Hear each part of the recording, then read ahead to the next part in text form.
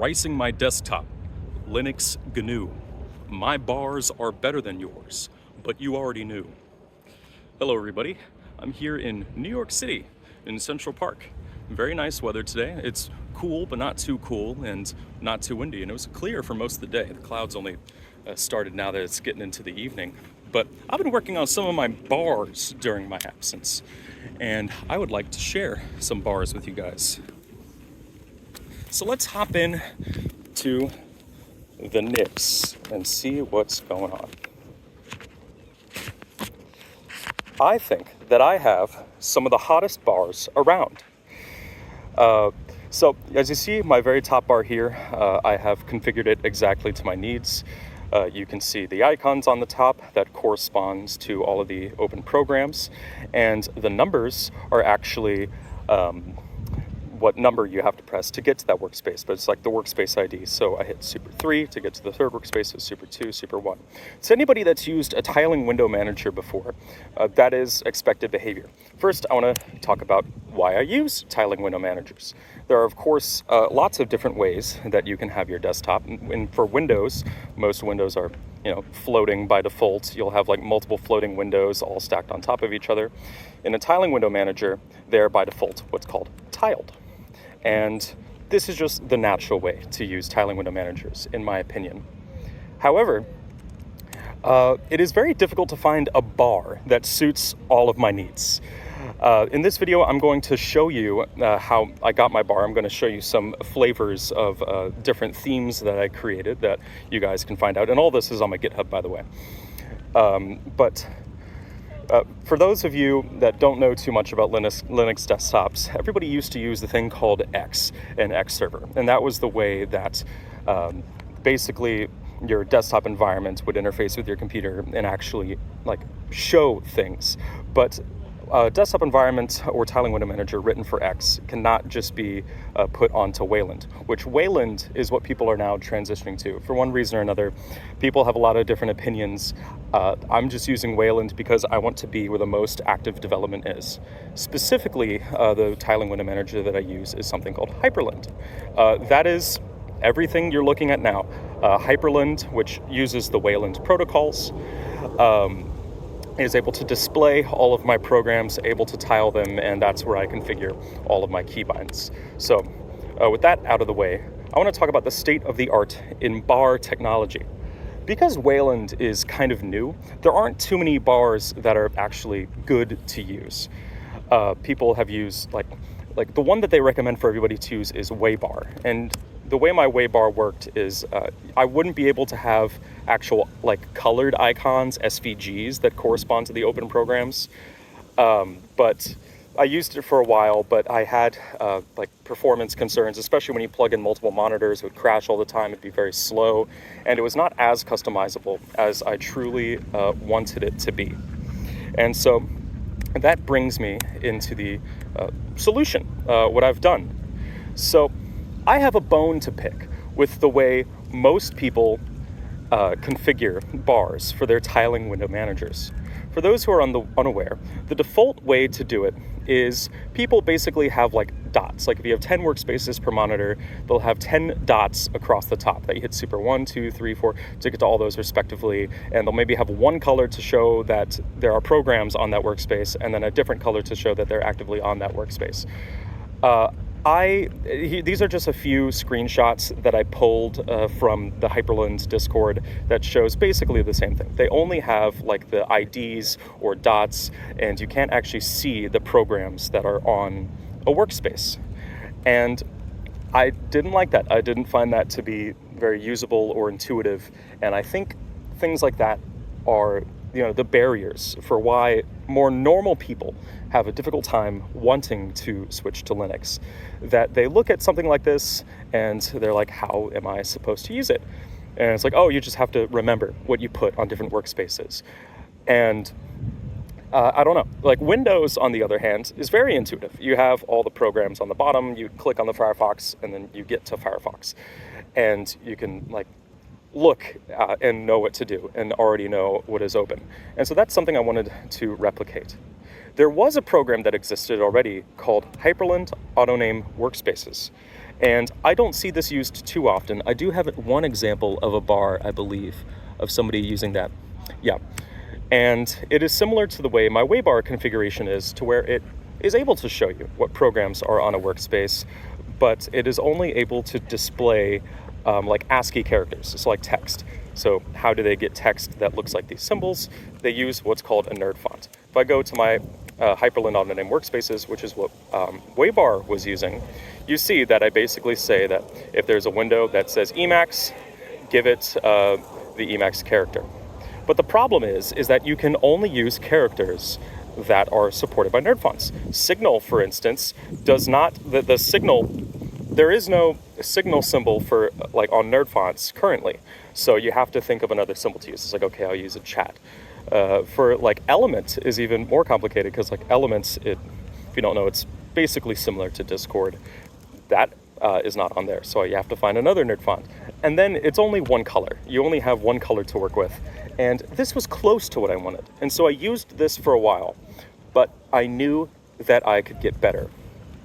So I eventually found something called Quickshell, to where Quickshell is a great utility that allows you to write a Qt code, like QML code, in order to define widgets for your workspace. It doesn't just have to be bars. So this is the creator is what he uses, but you see his workspaces are still just like bars that indicate what workspace it is. And all the example configurations, like this one still just has, dots on the top. This one has Roman numerals on the top. This configuration has a word that just says like 2 and 7 when you get onto there. And so I knew I could do a little bit better.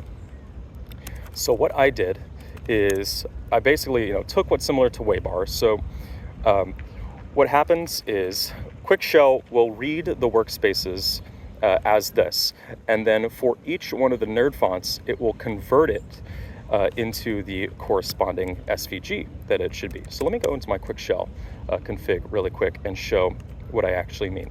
So I have my bar, and this is how I define the bar, and I have like left side blocks, so that's everything here, like the icon on the left and these things, and then I have a block for my active workspace, so that's the title you see on the top here. And then I have a row layout for my right-hand blocks. So that would encompass, my sys tray, my memory, my sound, yada yada.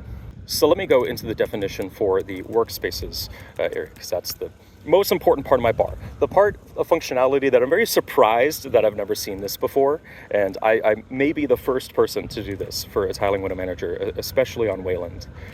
So what this does is, it sets a repeater, which basically means repeat for all the elements in all the Hyprland workspaces. And I do some filtering to say only display the ones that are for the active monitor, and don't include special workspaces, and then sort them by ID. So it's like 1 to 10.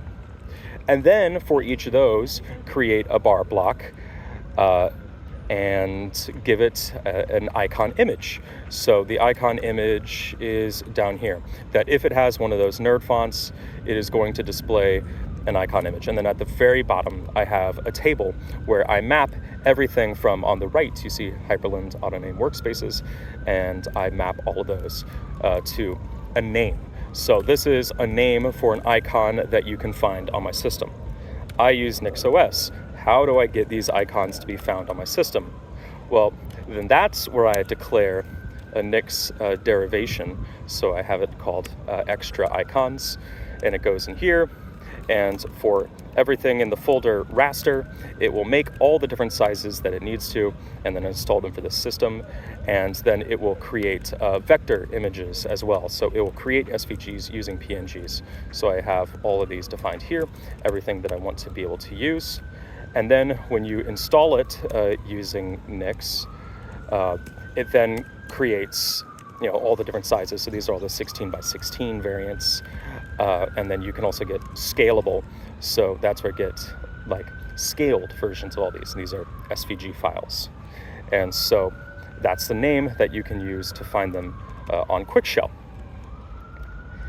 And I'm able to do some very fun stuff with that.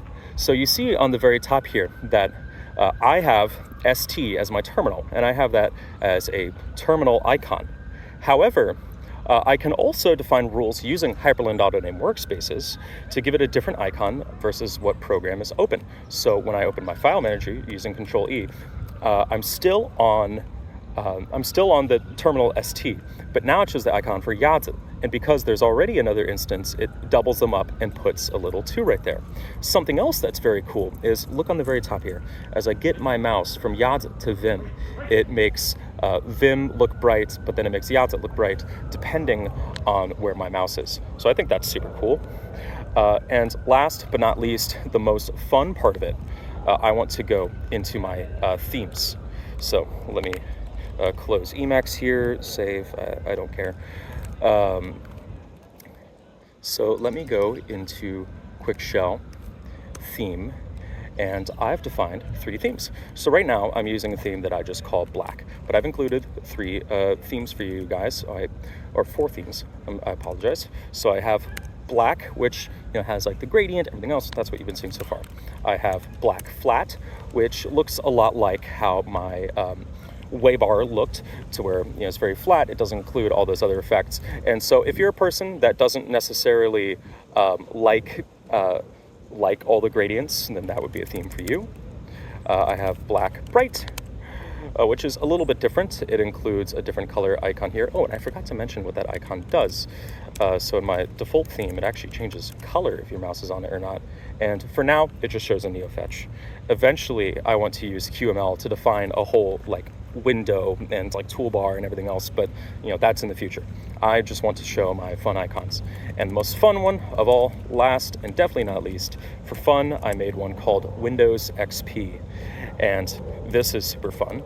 If you really want to, you can set your background. So I'm gonna go Media, Picks, Wallpapers, Windows, something like Bliss. And all of a sudden, this is starting to look like a very good operating system. This looks usable. This looks like something that normal people actually would want to pick up and try. And when they open their windows, they don't have to be confused on how they get them back and traverse and everything else. It's all there. It's very intuitive. And even for a power user, I'm sorry about that, a young child came running through. That's what happens when you're IRL maxing. You have chance encounters with real life humans. It's very nice. If you're ricing all the time, I recommend ricing in public and IRL maxing instead of being inside. But anyways, even for a power user like me, I find this to be the way that I want to use my system by default, because it's almost like a bell curve. At first you start, and then you want everything to be convoluted and sophisticated and super technical, and it's like you want to feel like a hacker man in some movie and create a system that might look impressive, but is wholly not so functional. And somebody looks at it and says, that's cool. How do I use it?